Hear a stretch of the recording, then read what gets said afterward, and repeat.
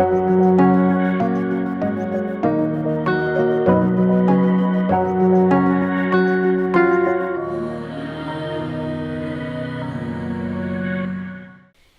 പേര് സുജിഷ വിനീഷ്. ഇതെൻ്റെ ഹസ്ബൻഡ്, മോള് വൈഗ, മോൻ വികാസ്.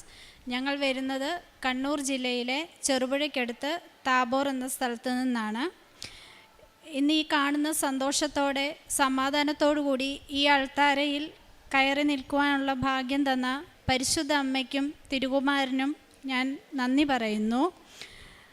മനുഷ്യരുടെ മുമ്പിൽ എന്നെ ഏറ്റുപറയുന്നവനെ എൻ്റെ സ്വർഗസ്ഥനായ പിതാവിൻ്റെ മുമ്പിൽ ഞാനും ഏറ്റുപറയും.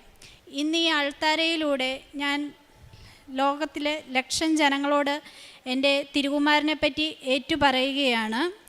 Not by merit but by grace എന്ന അനുഗ്രഹത്തിലൂടെ എനിക്ക് ലഭിച്ച സാക്ഷ്യങ്ങൾ ഞാനിവിടെ പറയുകയാണ്. എനിക്ക് ഒരു തയ്യൽ കടയായിരുന്നു. ഞാനവിടെ തയ്ച്ചുകൊണ്ടിരിക്കുമ്പോൾ അധികവും ക്രൈസ്തവരായ ആൾക്കാരാണ് അവിടെ വന്നിരുന്നത്. അവർ അധികവും മാതാവിനെ പറ്റിയും ഈശോയെ പറ്റിയും എന്നോട് പറയുമായിരുന്നു. അങ്ങനെ എൻ്റെ സുഹൃത്തായ ഒരു ബിൻസി ചേച്ചി അവിടെ വരികയും കൃപാസന മാതാവിനെ പറ്റി എന്നോട് പറയുകയും ചെയ്തു. 40 ലക്ഷത്തോളം രൂപയുടെ കടബാധ്യതകളുമായി മുന്നോട്ട് പോകുന്ന അവസരത്തിലാണ് ചേച്ചി എന്നോടിങ്ങനെ പറയുന്നത്, മാതാവിൻ്റെ അടുത്ത് പോയി പ്രാർത്ഥിക്കുക, നിങ്ങളുടെ എല്ലാ വിഷമങ്ങളും മാറുമെന്ന്.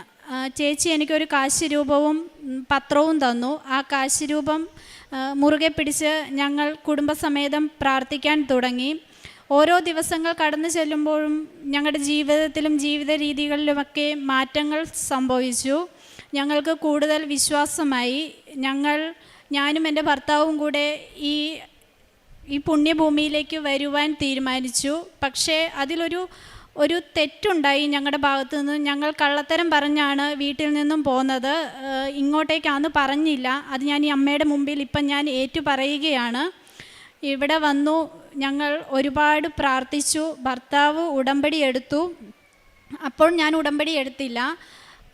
ഞങ്ങളുടെ കടഭാരം കൂടി വന്നതുകൊണ്ട് ഞങ്ങളുടെ സ്ഥലം വിൽക്കുവാൻ തീരുമാനിച്ചു. അങ്ങനെയാണ് ഞങ്ങൾ ഉടമ്പടി എടുത്തത്.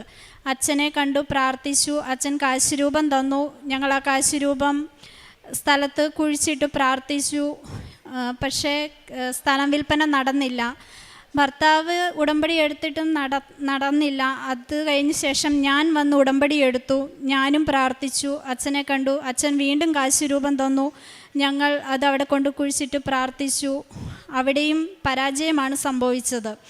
കടഭാരം വീണ്ടും വീണ്ടും കൂടി. ജീവിതത്തിൽ എന്ത് ചെയ്യണമെന്നറിയാതെ നിൽക്കുന്ന ഒരവസരത്തിലാണ് എനിക്ക് ഇസ്രയേലിലേക്ക് കയറി പോകാനായിട്ട് ഒരു ചാൻസ് ലഭിക്കുന്നത്. ഒരു പുതിയ വാതിൽ പരിശുദ്ധമ്മ ഞങ്ങൾക്ക് വേണ്ടി തുറക്കുകയായിരുന്നു അവിടെ. പക്ഷേ ഈ 40 ലക്ഷം കടത്തിൽ നിൽക്കുന്ന ഞങ്ങൾ എങ്ങനെ ഏജൻറ്റിന് 16 ലക്ഷത്തോളം രൂപ കൊടുത്ത് കയറിപ്പോകും? അതായിരുന്നു വീട്ടിലെ ചോദ്യം. പക്ഷെ ഞാൻ എൻ്റെ തീരുമാനത്തിൽ നിന്ന് മാറിയില്ല. ഞാൻ പറഞ്ഞു എനിക്ക് എന്തായാലും പോകണം. ഹസ്ബൻഡ് സമ്മതിച്ചില്ല. ഞാൻ കാശ് രൂപം മുറുകെ പിടിച്ച് ഞാൻ പ്രാർത്ഥിച്ചു. ഒരു ദിവസം രാവിലെ എന്നോട് ഇങ്ങോട്ട് പറഞ്ഞു, നമുക്ക് എന്നാൽ ആ പ്രൊസീജിയർ തുടരാം, നീ പൊക്കോളാൻ പറഞ്ഞു. അപ്പോൾ അങ്ങനെ പേപ്പർ വർക്കുകൾ സ്റ്റാർട്ട് ചെയ്തു. ആധാർ മുതൽ ഡേറ്റ് ഓഫ് ബർത്ത് വരെ ഉള്ള എല്ലാ പേപ്പറുകളിലും ഇൻകറക്ഷനായിരുന്നു ഉണ്ടായിരുന്നത്. അവിടെയും സമയച്ചുരുക്കത്തിൻ്റെ അമ്മ അതെനിക്ക് ശരിയാക്കി വെറും 1 മാസം കൊണ്ട് എൻ്റെ പേപ്പർ വർക്കുകളെല്ലാം ശരിയാക്കി തന്നു. അതിനുശേഷം അടുത്തത് പോകാനുള്ള പണമായിരുന്നു. 16 ലക്ഷം രൂപ എവിടുന്ന് എങ്ങനെ കണ്ടെത്തും? ഞങ്ങളൊരു ചിട്ടിക്ക് ചേർന്നു. ചിട്ടി ഞങ്ങൾക്ക് ആദ്യമേ തന്നെ അമ്മയുടെ കൃപയാൽ വിളിക്കുവാൻ സാധിച്ചു. പക്ഷേ ചിട്ടി വിളിച്ചപ്പോഴും അവിടെയും പ്രതിസന്ധികൾ. ചിട്ടിക്ക് ഈട് നൽകേണ്ടതുണ്ടായിരുന്നു. ഞങ്ങളുടെ സ്ഥലമെല്ലാം ജപ്തിയിൽ കിടക്കുന്ന സ്ഥലമൊന്നും ഈട് കൊടുക്കാൻ പറ്റാതെ വിഷമിച്ചിരിക്കുന്നു. ഒരുപാട് ആൾക്കാരുകൾ ഞങ്ങളെ സഹായിക്കാനുണ്ടായിരുന്നു. പക്ഷേ കുടുംബക്കാരോ സുഹൃത്തുക്കളോ ഒന്നും ഞങ്ങളെ ആ സമയത്ത് സഹായിക്കുവാൻ മുന്നോട്ട് വന്നില്ല. പക്ഷേ എനിക്കിവിടെ അത് പറയാതിരിക്കാൻ മേല. ഞങ്ങളെ സഹായിച്ച ഒരു കുടുംബം, എൻ്റെ അച്ഛൻ പണിയെടുക്കുന്ന വീട്ടിലെ അവർ പരിശുദ്ധ അമ്മയുടെ തീരുമാനപ്രകാരമാണ് അവരിങ്ങോട്ട് പറഞ്ഞു, ഞങ്ങളുടെ ആധാരം നിങ്ങൾക്ക് തരാം, നിങ്ങളത് കൊണ്ടുവച്ച് വേണ്ടുന്ന പേപ്പർ വർക്കുകളൊക്കെ ചെയ്തു കൊള്ളാൻ ഞങ്ങളോട് ഇങ്ങോട്ട് പറഞ്ഞു. അത് അമ്മ മാതാവാണ് അവരെ കൊണ്ട് പറയിപ്പിച്ചതെന്ന് ഞങ്ങൾക്ക് പൂർണ്ണമായും ബോധ്യമുണ്ട്. അങ്ങനെ അവരുടെ ആധാരം തന്നു. ഞങ്ങൾ ചിട്ടിയുടെ ഇടപാടുകളൊക്കെ ക്ലിയറായി ചെയ്തു. പണത്തിൻ്റെ കാര്യവും ഓക്കെ ആയി. പിന്നീടുള്ള കടമ്പ എന്ന് പറഞ്ഞാൽ ബോംബെയിലെ ഇൻ്റർവ്യൂ ആണ്. എല്ലാവർക്കും തന്നെ അറിയാം, ബോംബെയിലെ ഇൻ്റർവ്യൂ എന്ന് പറഞ്ഞാൽ ഒരു ഭയങ്കരമായ ഒരു സ്റ്റേജാണത്. അത് കടക്കുക എന്നുള്ളത് ഒരു സാധാരണക്കാരെ സംബന്ധിച്ചിടത്തോളം അതൊരു കുറച്ച് ടഫാണ്. ഞാൻ ആവറേജിലും താഴെയാണ് എൻ്റെ ഗ്രാഫ് ഉള്ളത്. ഞാൻ എങ്ങനെ ഇംഗ്ലീഷിൽ സംസാരിച്ച് എങ്ങനെ ആ ഇൻ്റർവ്യൂ പാസ്സാകും എന്നുള്ള നല്ല ടെൻഷൻ ഉണ്ടായിരുന്നു.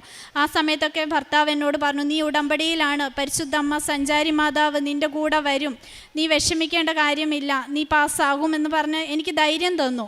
അങ്ങനെ ഞങ്ങൾ ഇൻ്റർവ്യൂവിന് പോകുന്നതിന് മുന്നേ ഞാനൊരു ദിവസം ഉച്ചയ്ക്ക് ക്ലാസ് കട്ട് ചെയ്ത് ഞാൻ റൂമിൽ വന്ന് നിന്ന് കരഞ്ഞു. എനിക്ക് എന്തുകൊണ്ടാണ് ഇത്രയും ലാഗ് വരുന്നത്, എന്താണ് എനിക്ക് കയറിപ്പോകാൻ പറ്റില്ലേ, ഞങ്ങളെ എന്താണ് ഇങ്ങനെ ഇതാക്കുന്നതെന്ന് ഓർത്ത് ഞാൻ ഇങ്ങനെ കരഞ്ഞു ഒരുപാട്. അന്ന് രാത്രിയിൽ പരിശുദ്ധ അമ്മയുടെ സുഗന്ധാഭിഷേകം എനിക്ക് എൻ്റെ റൂമിലുണ്ടായി. അമ്മ അവിടെ ഒരു ഓർമ്മപ്പെടുത്തലാണ് തന്നതെന്ന് ഞാൻ വിചാരിക്കുന്നു. ഞാൻ നിന്നെ കൈവിട്ടിട്ടില്ല, ഞാൻ നിൻ്റെ കൂടെ ഉണ്ട് എന്നൊരു ഓർമ്മപ്പെടുത്തൽ. അത് ശരി തന്നെയായിരുന്നു.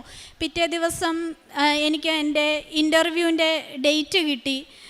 ഇൻ്റർവ്യൂവിന് പോയി.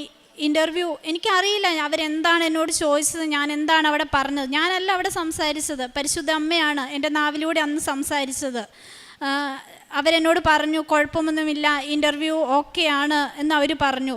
സാധാരണ അവിടെ ഇൻ്റർവ്യൂ കഴിഞ്ഞ് പാസ്പോർട്ട് റിലീസാവണമെങ്കിൽ 2, 3, 4 ദിവസങ്ങളൊക്കെ എടുക്കും. എനിക്ക് പിറ്റേ ദിവസം തന്നെ എൻ്റെ പാസ്പോർട്ട് റിലീസായി. ആ ശനിയാഴ്ച തന്നെ എനിക്ക് ടിക്കറ്റും എടുത്തു. ഇസ്രായേലിലേക്ക് കയറി പോകാനും സാധിച്ചു. ഉടമ്പടി നേർച്ച വസ്തുക്കൾ ഉപയോഗിച്ചായിരുന്നു ഞാൻ ഇൻ്റർവ്യൂവിന് പോയത്. കാശ് രൂപം കയ്യിലുണ്ടായിരുന്നു, ഉപ്പ് പാൻറ്റിൻ്റെ കീശയിലുണ്ടായിരുന്നു, ഉടമ്പടി തൈലം ഞാൻ ഉപയോഗിച്ച് കുരിശ് വരച്ച്, അങ്ങനെ പരിശുദ്ധ അമ്മയുടെ എല്ലാ ഉടമ്പടി നേർച്ച വസ്തുക്കളുമായിട്ടാണ് അമ്മേനെ കൂട്ടുപിടിച്ചാണ് ഞാൻ പോയത്. അതുകൊണ്ട് മാത്രമാണ് എനിക്ക് ആ ഇൻ്റർവ്യൂ പാസ്സാകാൻ സാധിച്ചതെന്ന് ഞാൻ ഉറച്ചു വിശ്വസിക്കുന്നു.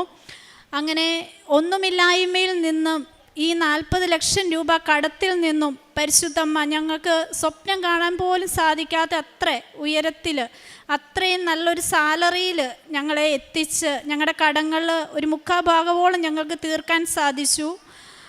പരിശുദ്ധ അമ്മയും തിരുകുമാരനും ഞങ്ങൾക്ക് വേണ്ടി ചെയ്തു തന്ന ഈ അനുഗ്രഹത്തിന് നന്ദി പറയുകയാണ്. ഇതാണ് എൻ്റെ ഒന്നാമത്തെ സാക്ഷ്യം. രണ്ടാമതായി ഇസ്രായേലിൽ ചെന്നപ്പം മുതൽ എനിക്കൊരാഗ്രഹമാണ് ജെറുസലേമിൽ ജോലി ചെയ്യുക എന്നുള്ളത്. എല്ലാവർക്കും അറിയാലോ, ജെറുസലേമിലാവുമ്പം പള്ളി, കാൽവരി എല്ലാം അവിടെയാണുള്ളത്. അപ്പോൾ എനിക്കൊരാഗ്രഹം അവിടെ ഒന്ന് ജോലി ചെയ്യണം. അപ്പം ഞങ്ങൾ നിലവിലൊരു എംപ്ലോയറുടെ കീഴിലാണ് ഉള്ളത്. ആ എംപ്ലോയർ മരിച്ചാൽ മാത്രമേ എനിക്ക് അവിടുന്ന് ആ ഏരിയയിൽ നിന്ന് മാറിപ്പോകാൻ സാധിക്കുകയുള്ളൂ. അപ്പോൾ ഞാൻ ചെന്ന് ജോലി ചെയ്തുകൊണ്ടിരുന്ന അമ്മച്ചി പ്രായമായ ഒരു അമ്മച്ചിയായിരുന്നു.